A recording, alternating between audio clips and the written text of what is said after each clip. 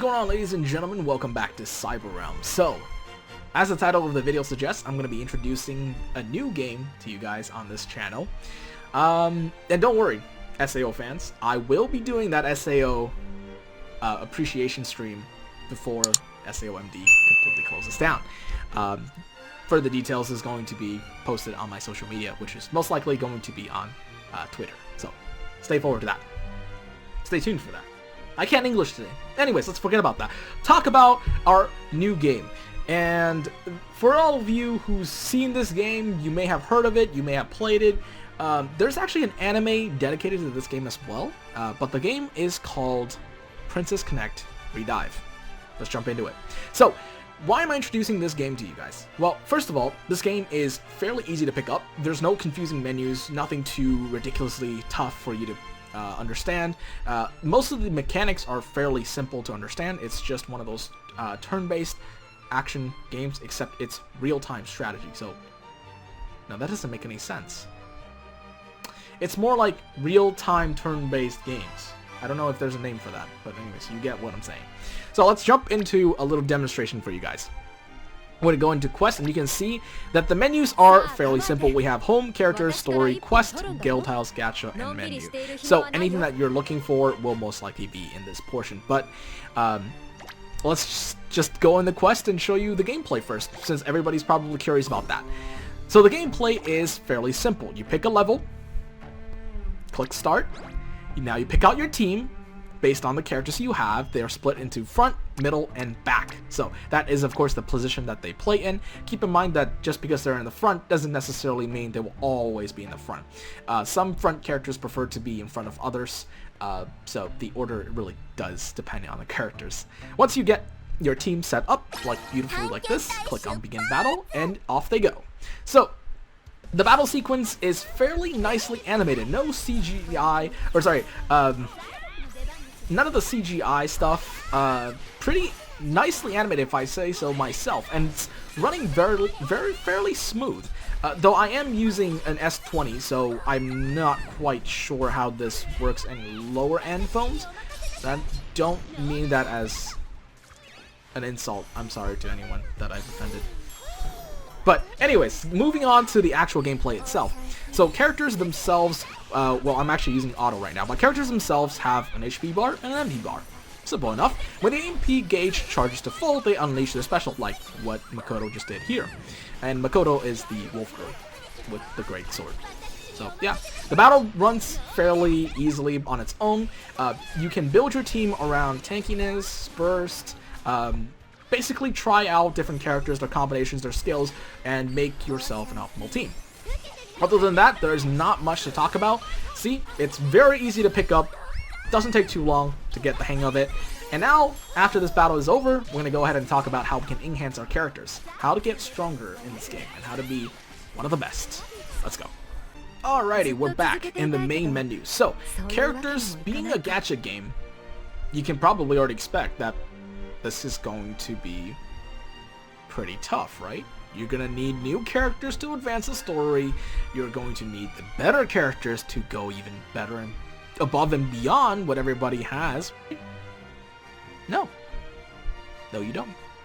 And might I just say, the reason why I'm telling you this is because this game is incredibly free-to-play friendly. Let me explain. Gacha, right? Gacha is split into three components. We have the, well, usually this is not the half anniversary, but right now it's half anniversary time, so we got some half anniversary banner. But usually we call this as the focus banner. Any new characters or any characters that's on recommendations will appear here. It costs 1,500 gems. I don't actually remember, or jewels, right? Jewels, that's what it's called. It costs 1,500 jewels to scout. For both the from both the focus banner as well as the premium banner. Premium banner is kind of your regular banner with all of the story-based characters in it, so there is really no need to go for premium. Most likely because the focus banner also contains the premium banner characters, so there shouldn't be a need for you to go to premium. And then, of course, we have the normal scout. The normal scout doesn't actually consume any resources. You get 2 free scouts every single day during certain periods of time. So, of course, if you miss the earlier half of the period, then you only get 1 scout a day. So, about the scout, you don't really need scouts to get the characters, to be honest with you. So, let's take a look at this a little bit closer. The reason why I say that is because there are ways to obtain characters even if you don't get them through Gacha. Depending on, of course, the characters. Some limited time characters like the summer characters right now are only obtainable during the event. So, scrolling down, you can actually see in the characters down at the bottom, you can actually see which characters you have and which characters you don't currently own. And I actually only have one character left to not unlock. Now you might be asking, okay, Cyber, you have to be wailing, right? God, come on. The game's been out, it's half anniversary, the game's been out for half a year. There's no way you could have gotten all the characters that's been released during this time without spending something. You're right, I did spend, but not as much as you think. I only spent about $18 so far. Yeah, that's right. So how did I get so much characters without really wailing? Well, there's two ways. Number one, the game is fairly generous with its jewels. You can obtain jewels very quickly through story mode, through arena, and through princess arena. I'll go over them each in a bit. And also, characters can be obtained, even if you don't get them through Gacha, can be obtained when you collect the character shards. Character shards will also be used later on to ascend characters. Characters will be obtained from the Gacha as 3 stars by default. To get them to higher stars, you would require to ascend, and ascending them requires their character shards. As you can see here, June, which is a tank-based character I have not obtained, requires 145 character shards to unlock. It means that I can actually farm her shards to unlock her. However, there is a limit to that, but I'll explain that, of course, once we get into story mode. Now, most of the shards can be purchased from the shop, depending on which shop they belong to. There is character shards in the dungeon shop, as you can see here. Most of these characters I've already maxed out at 5-star, that's why they will not allow me to purchase them any further. But character shards exist in the dungeon shop, exist in the arena, exist in the princess arena shop, and finally, the Divine Amulet shop. Divine Amulet is the most common resource used to obtain character shards, but they only work for obtained characters. So you can only exchange Divine Amulets for character shards for the characters that you already have. You cannot exchange them for characters you don't already own. So therefore, it's a little obsolete, but not to worry. So what is Divine Amulet? Divine Amulet is acquired through multiple means. Events is one. Mana exchange is 2. Mana exchange is this nice little neat thing up here. Is if you're down in mana, which I'll explain, it's just kind of basically gold in any other. It's the equivalent to gold in any other games. But mana is used for leveling, is used for purchasing stuff, is used for leveling up the skills of characters. But I'm going all over the place. Let's stick on schedule here. So when you have Divine Amulets, most commonly obtained from scouting repetitive characters, so duplicate characters that you already own, they will be converted automatically to Divine Amulets. Divine Amulet is universal, so that means when you obtain a character, when you obtain a duplicate character, you don't get the character shards to ascend like most of the other Gacha games do. Instead, you get Divine Amulets, which you can exchange to any character shards in the shop. Of course, as long as you own it.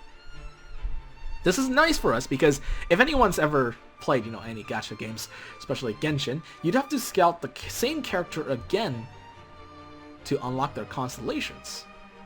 But in this game, you just need to get duplicate characters. That's it. And let's say you get a duplicate character that you weren't looking for, but hey, no worries. You can use a Divine Amulet that you got from that duplicate character to exchange for shards for a character that you do want to ascend.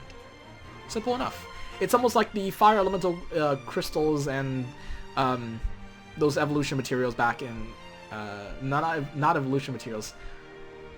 Limit Break crystals in SAOMD.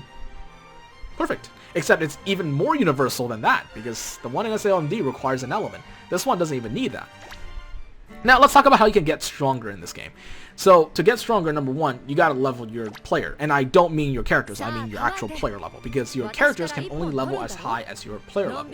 Currently, in the game, the max level is 107, which, as you can see, I'm already there.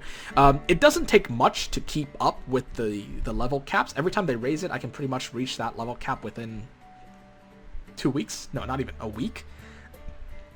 Depending on how you spend your energy every day, you can actually max it out fairly quickly.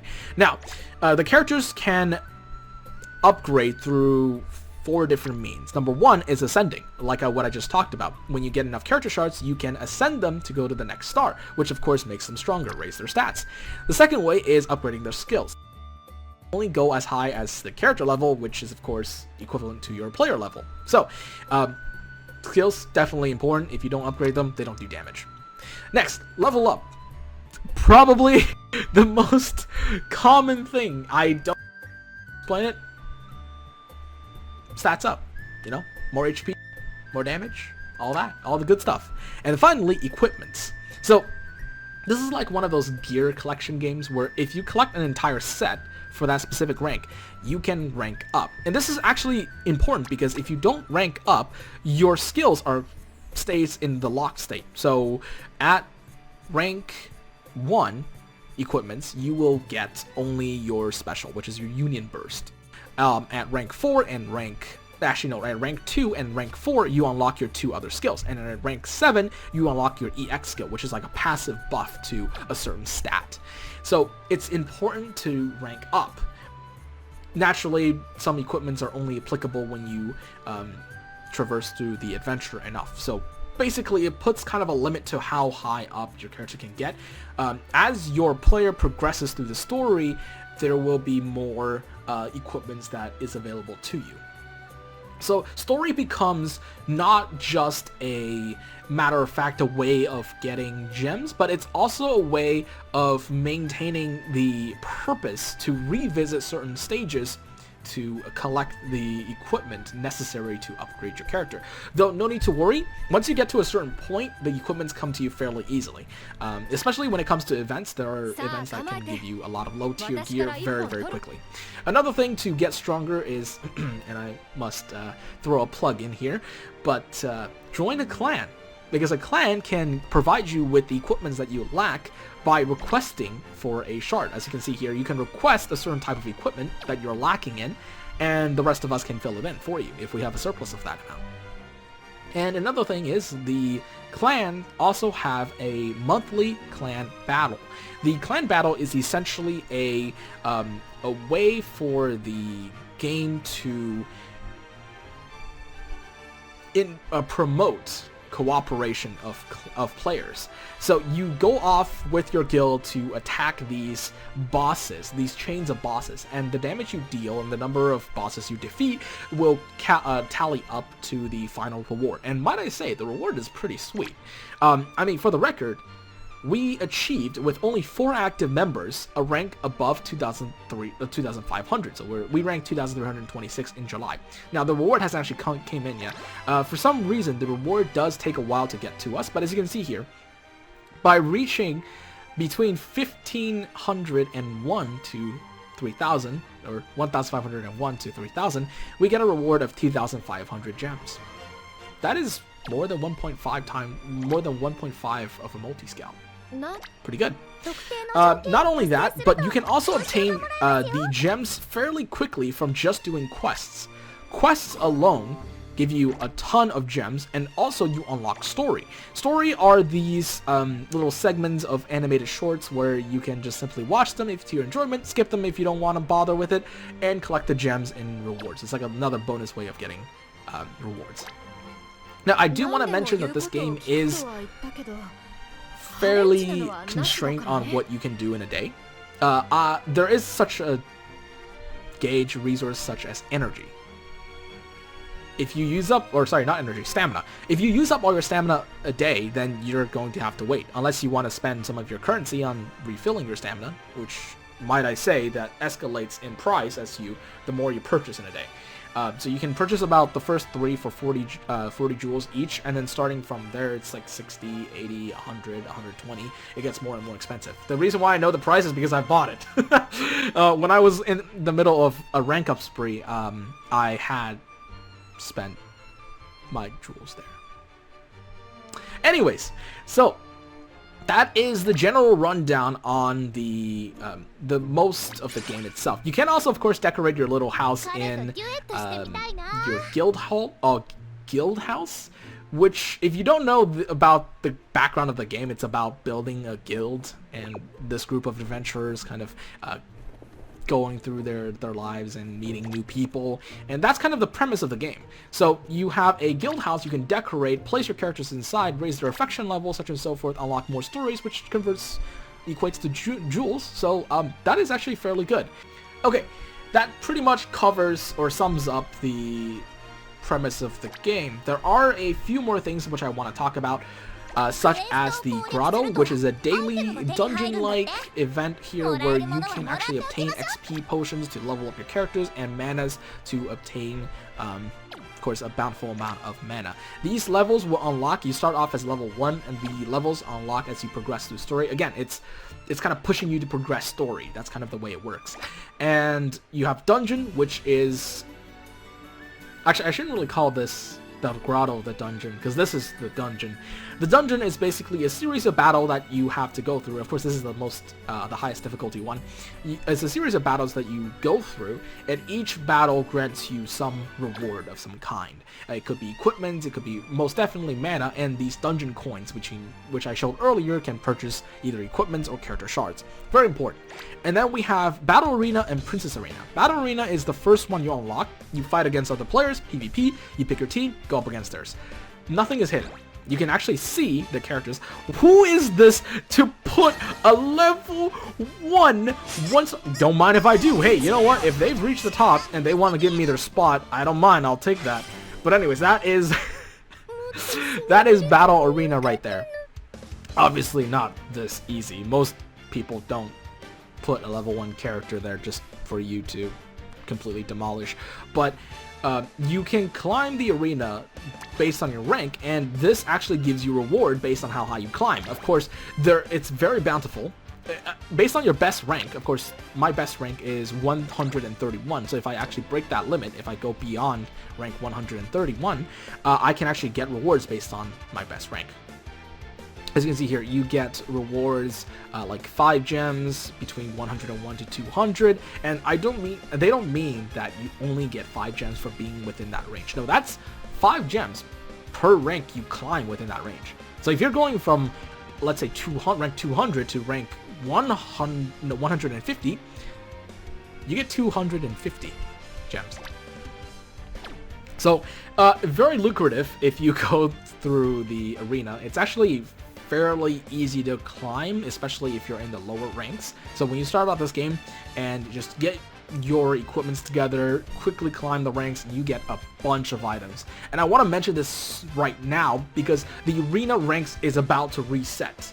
So all of our rewards is going to be reset, refreshed. You can get the rewards again. So for me, who's ranked 242, the brackets will refresh, and I can climb roughly to be about the same rank here.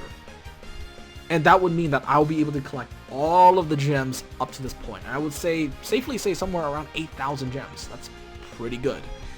And not only Battle Arena, you also have the choice of the Princess Arena, which of course is the same as Arena, except you fight 3 rounds. You have to build 3 teams, so that means you can't just rely on 5 characters to build your own team.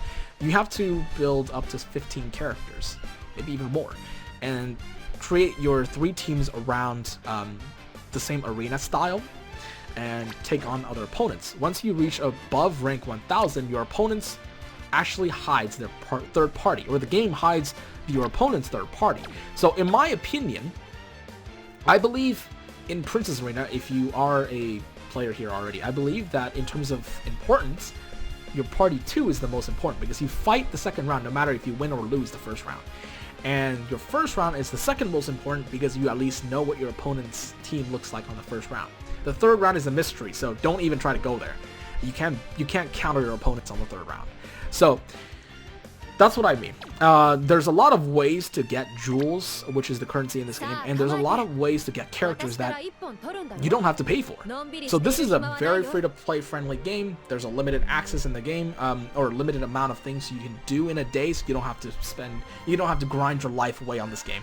So go at your own pace, enjoy the game, collect the characters you want, and have some fun with it. I'd say that this game is ranking pretty high on the charts for myself to enjoy. Honestly, this is on par with Genshin, just because of how much content that I can enjoy without having to spend money in the game.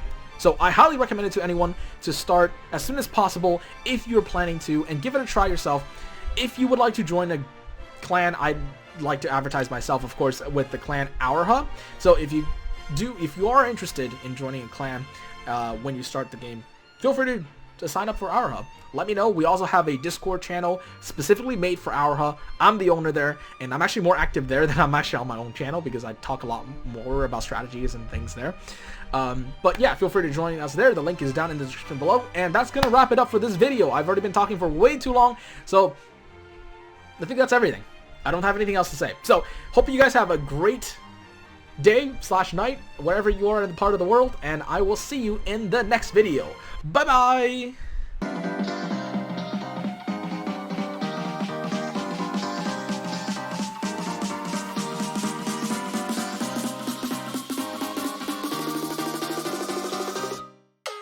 It's delicious.